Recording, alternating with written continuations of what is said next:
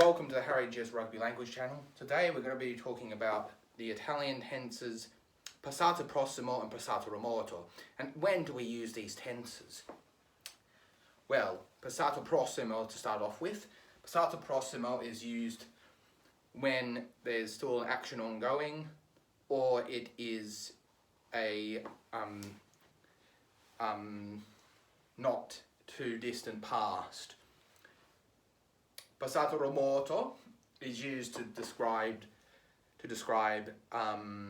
things that happened in the remote. It's basically called the remote past, but they don't use it that way in modern Italian. So, when is the time you're going to see this passato remoto, or this remote tense, as it's been translated literally into English? When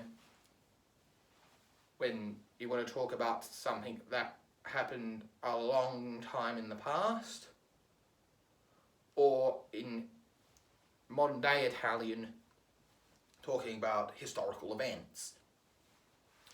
So like when Mussolini was alive, when Hitler was alive, if you wanted to talk about that in Italian, you'd use passato remoto, because it was a historical event.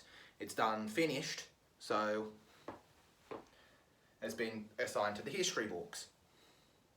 When else do you use this tense? There's not very many times when you use this tense, so you won't see it too much in Italian writing. But the example of like the historical texts or literature is another time you will see that being written. So any form of literature, any form of history in Italian will be used in the passato remoto to explain some of the concepts. Now back to passato prossimo. Well, passato prossimo is used like when the action has just been finished. Say I ate an apple, you'd use the passato prossimo, which does take a avere o essere, depending on what circumstances and what verbs do apply to that. Does this happen all the time? Does the rules happen all the time? No, but the general rule is that passato prossimo is for actions that have just been completed or have been completed, but not in a small duration of time. And the passato remoto is used for literature and history. What other tenses are there in the Italian language? Well, we've got presente, present, so you're talking about the present. Past, passato. Well, these sort of can be overlapped with passato prossimo, if you want to make it sound really good. But passato is just fine if you just want to talk about the past. Well, and then there's imperativo, if you want to give commands or tell someone to do something. There's also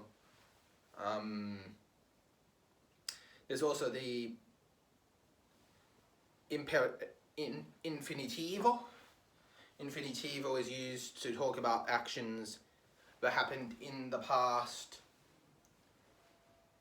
but are in a bigger time frame than the passato remoto. So, when do we use this tense? We use it when we're talking about things that happened in the past. So you might use it. An example is when you talk about your childhood in Italian. Most of these sentences will be in the imperative, imperfect tense, the imperfecto in Italian, l'imperfecto if you want to be correct in Italian.